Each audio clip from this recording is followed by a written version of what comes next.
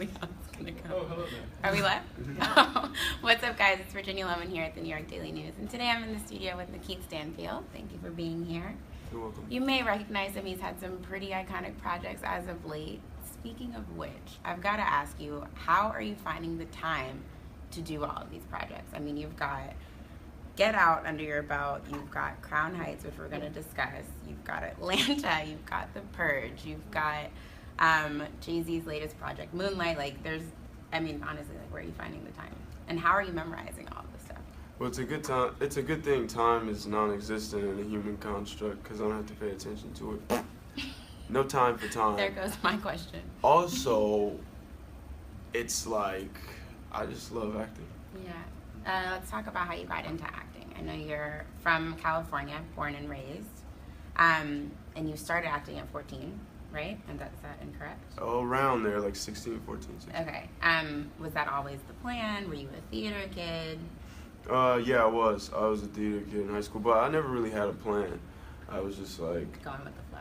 Yeah, I was just like, I want to do this, so I'm going to figure out a way. Which is why it was such a weird way I did it through, like, Google. And so... Wait, through Google? Yeah. Wait a second. Expand. I just Googled how to be an actor, and then I I've just... done that so many times, it's never worked out for me. Yeah. Like, and I just learned how to act from reading stuff online. interesting. So let's talk about your first audition. What was that table read like? Did you practice how to, do you just have like a stellar mind so you can remember these things off top? Like your monologues? It was a table audition, but it was because I was standing on the table. I came in and the dudes, I didn't have anything prepared. Yeah. Because I just wanted to get in next to the guys. And so I just jumped up on the table and I pretended to be surfing a wave. And I was like, dude, totally radical. And it had to have been very bad, but I guess he just like saw something. He liked your spunk, which is understandable. Yeah, he liked my stench. I smelled like a skunk that day. Let's talk a little bit about the kind of projects that you do. It seems like all of your projects are culturally relevant. Is that purposeful? Is that intentional? I mean, because literally everything that I've seen that you've done is very like of the moment and like super relevant right now, especially given our like political climate. All of the projects that you work on are pretty deep. Is this news to you? I never really thought about It's that, true. but actually, Having a yes. moment. All of my endeavors are very deep, and you must dive deep to reach them. It's Some say as true. deep as a sunken place. No. Nowhere near the Yeah. sunken place, but good Get Out. I don't know. I don't know if... I think half of it is me just trying to weed through the things I don't want to do. Yeah. Like, I know I don't want to be a part of things that just don't ring true to me, so Yeah. if it rings true to me, I pursue it. And if it doesn't, throw it in the trash. Well, expand on rings true to you. What does that, is that a feeling? Is it like this will impact the youth? Like, do you have a particular, like are you focusing on a specific, like, age group that you want to move? Or is it just... Well, I'm constantly growing. I think as I come into contact with more information and grow as a person, what rings true to me will evolve. But right now, it's just like whatever it is at this time. Yeah.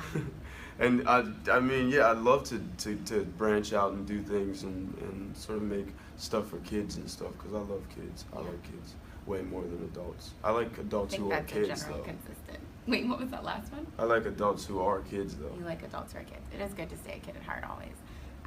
Talk to me about this latest project. Like Vern Troyer. Which just showed at Sundance, Crown Heights.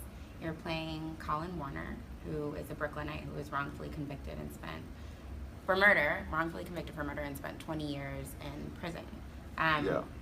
Why was this project important to you, and what was the process like of like stepping into Colin's shoes? And was he involved in this? Like, did you chat with him prior to taking on the role? Okay, that's a lot of questions. I know, I'm gonna so start many. with the first one. Why was it important? Sorry. What's I really okay. like this film, by the way. No, it's so okay. it's I just can't. I got a one-track mind. I know, you gotta process. Yeah, so I got the script and I love the story, but I didn't realize the implications behind it or what it would actually mean to me until I got into the studying process. Matt Ruskin, who's the director, dropped a big bag on me. It had a bunch of books, a bunch of footage, a bunch of transcripts from court cases and hearings. And so once I went through all of that stuff, I was like, wow, this is huge. And I hadn't heard of the story. Yeah. And so I felt... Which is so common, unfortunately. Yeah, exactly. So I thought there might be other people who hadn't heard it, so I wanted to kind of get this story out there. And then I got to meet Colin, which was a very nice gift, because you don't always get to, meet. The people who Sometimes there's no one to meet, but when you're portraying people, you don't always get to meet them. So it was nice to sit with him and listen to him talk. And what was that conversation like? Well, it wasn't even a conversation. It was just me letting him talk. Yeah. Because I didn't want to come in and be like, taking no. Oh, And how did you feel? Personal. And how did you feel when they closed the doors? And no, I just wanted to let him Absorb talk him. and take it in. Yeah. And I guess he trusted me, so he brought me to his family and introduced me to his wife, his kids, and they had a shrine in their kitchen, and they blessed me at the shrine and burned copal and a bunch of cool essence and herbs and stuff, and then I left smelling fresh and cool, and I was ready. I felt ready. Yeah. And so I just walked into the role with no reservations. Just, I'm going to go all the way through. What did you learn from this experience? Like I said, it's a super heavy role to take on. So, I mean, if there was one takeaway, what was that? Perseverance. Expand on that. Pushing through obstacles, all obstacles that lie ahead. Being at one with one's ultimate goal and destination. Not teetering and tottering, but moving straight through. Yeah. That's what I learned. Okay. It's a lot. That's deep too. Talk to me about, you're an actor, so I'm sure you have experience with accents in general, but you had to take on an accent for this role. So was that difficult? Was there anything in general about this role that was like more difficult than anything else? What's happening? Yes, it was very difficult, and it was just an interesting journey to have to go down. We had Leon, who is actually plays in the movie, who was a vocal consultant to me, and Namdi Asamoah. Yeah, he was killing it too. Talk to me about working with him. He's cool. He's he was a football Former player. football player. Yeah, he's big. Pretty tall. Yeah. Did you guys have dialogue about this role and the impact that you're hoping that it makes, or? Nope. No. Nope. We just wanted to remain true to the source material that we had available, and just make it. And just, I don't think you can be concerned about results and stuff like that when you're doing this kind of stuff, because it contrives the experience. I couldn't even worry about what Colin thought, and he was there on set. Colin Warner, the guy. Was he there daily? No, he would come and visit at random intervals, but I couldn't pay attention to what he might think about what I was doing, because I had to remain focused. Yeah. Are you one of those people that in acting you step into the role and you're Colin for the day? Like you never leave that? Like were you using the accent the entire day? You're like, there are moments where in the film where I don't want to give too much away, but like he feels like defeated at some point, so you see his posture change and he's like more sunken. Were you in that space the entire day, or was it like when the director yells cut, you're like, okay, I can go back to being myself? Well, when I was pooping, I wasn't like pooping like a Trinidad person would poop, but what does that even mean? I don't know. So I wasn't thinking about it in every single second of the day, but I did try to let it linger, let that energy maintain, so that way I sort of had a sense of it. So when I come back, or say we're doing a succession of takes, it's better for me to stay in it. It wasn't just restarting it. You had a thread going. It's better to do it that way than rather restart everything and work back up into it. Yeah. So. How did you not? You hear a lot of talk about like energy, and like actors always have to like assume so many different roles. Sometimes they can be a bit draining. How did you not take that home with you, or did you? I did. You did take it home. Okay. Yeah, I was living in Brooklyn at the time I was shooting this, and I wasn't from Brooklyn, so it was a very kind of foreign place for me to exist in anyway. But I really opened up my awarenesses to feelings of isolation. So I just started to, kind of weird, just kind of tried to make myself isolated. Yeah. And like not. Which is easy in New York, by the way, if you're not from here. It is. All I had to do was just not interact with people, and they weren't going to interact with me. Yeah, they're not exactly just going to reach out and touch. That's the thing. Yeah, and if they did touch me, I would have let them. Okay. What's happening? Talk to me a little bit about Moonlight. I have to know, what was that working like on the Jay-Z's adaptation of Friends with minorities?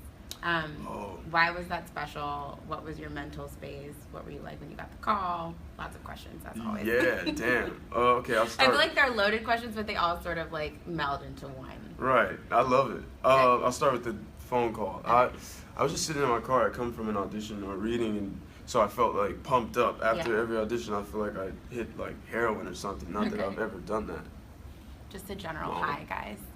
But I felt like I hit some kind of drug, and so I was like really amped up and happy, and I let my sunroof down. And I'm like, son, come in. Woo, God kissed me on my cheek. And then the phone rang, and I was like, hello? I was like, hi, is this LaKeith? And I was like, yo, I know that voice. This is Jay-Z. Wait, Jay-Z called you directly? Yeah, he called me directly. And I was like, crazy. Ho! Wait, and then I think I did it in my head, but I don't think it came out. I got it. And then he was like, yeah, I would love for you to be a part of this project because it means a lot to me. That's so cool. Yeah, and then I had heard some music, and I was like, dude, this is a great direction. I love the direction he's going. And so I said, yeah, I'll for sure do this. That's and awesome. Then I realized all my friends are in it, and so... Yeah, the cast and crew of that alone was, like, super dope, honestly. Like, I mean, I watched it, and I, like, had to watch it on repeat over and over again, because I was like, this is so amazing. Like, because you've never seen anything like that before. Oh, you watched it on repeat, too? Yeah, of course. Like, who wouldn't? Like, there was every reason to watch it on repeat. Talk to me about the direction of that in general. Were you kind of surprised by his vision, or, I mean, did you just come in like kind of a blank canvas and you were like, hey, I'm down for whatever? It ain't that deep. Not to me. It absolutely is. Friends is like known for never having people of color, like not one, not a black person, not a Hispanic person, no Asians. Like it was pure blanquito the entire time. Really? Yes. Damn, Friends ain't playing. That's tight. What? I hope I could make I hope Atlanta like never has a white. Oh wait, it already did. Damn, we fucking up. We So could have been like talk Friends. to me about why it was. I mean, was this an iconic thing for you outside of the fact that, like, I mean, you got a direct call from Hove? Well, and 444 in general is just, like, really having a moment. Well, I've been doing music videos for people for a long time. It's always been cool. I try to do it for things I am a fan of. And so it's always cool to see the song I love paired with some visuals that I got to be a part of. So, so this one was a really cool one. It was a different style than anything I'd done before, music video-wise. And yeah, it's cool, but I don't really know that it's changed things that much. I mean, people are still... I don't know if it was so much about, like, I mean, change things, it's like a general statement. I don't know if it was so much about changing things on a grand scale so much as it was about, like, changing things culturally, like making people feel seen and, like, this new space. Oh, I meant for me as in... Well, for you. Okay, I was like, no, it was a big deal. Oh, no, I definitely can't speak to what it feels like for other people. See, for me, I wasn't, like, a big fan of Friends. I never even watched one episode, so I didn't know about what Friends represented to people. I just thought it was cool that they were white and now they're black. So it's very simple for me, but I'm definitely glad that people are picking up on it and sort of resonating with them. That's awesome. So I read up on you, obviously, prior to interviewing you, because that's my job. Fake news. Real news. And I read that you were a poet and also a rap artist. Is this true? Yeah. Are you still doing that? Yeah. Can we expect, what can we expect from you in the future outside of acting? Check it. Yo, sitting in the daily news, getting the daily fools, the blues information in the new radio station. No hesitation. Just exercise of your libertarian libations. I was chilling over in Miami with my cat Franny. He's part of my family, and I'll be damned if he don't get my last little bit of yogurt. I used to squeeze the Go-Gurts, and now I just go for it. Album coming soon. I was going to say, like, are we expecting an album soon? Do you do, like, spoken word? Or you, like, I'm a writer in terms of your poetry? I just always freestyle. Interesting. And has that been your thing, like, from high school? We don't write, homie. You don't write? So everything just comes straight off the dome like we just got. It's a true artist, you guys. True artist. Oh, we have to wrap it up. That's so quick. Okay, so I know you're from California. But since we're in LA, or we're not in LA, since we're in New York pizza is kind of a big deal here. Oh, I love it. But in LA or California in general, you guys have In-N-Out. So if you had to choose, Ugh. last meal ever. Ooh, I feel like you're leaning towards the New York pizza. Of course, here. yes. Absolutely. New You York can come pizza back. all day. You can absolutely. In and out. Don't even come back in. Stay out. What if it was Roscoe's Chicken and Waffles versus pizza? Still no? Oh, snap. You might as well be a New Yorker. Brooklyn might have done something to you. Okay. He's convulsing, guys. Anyway, LaKeith, thank you so much for coming in. This was fun. Thank you. Thank you guys for watching. We'll see you later. There's a little bit of a lull, so like you can like chat it out.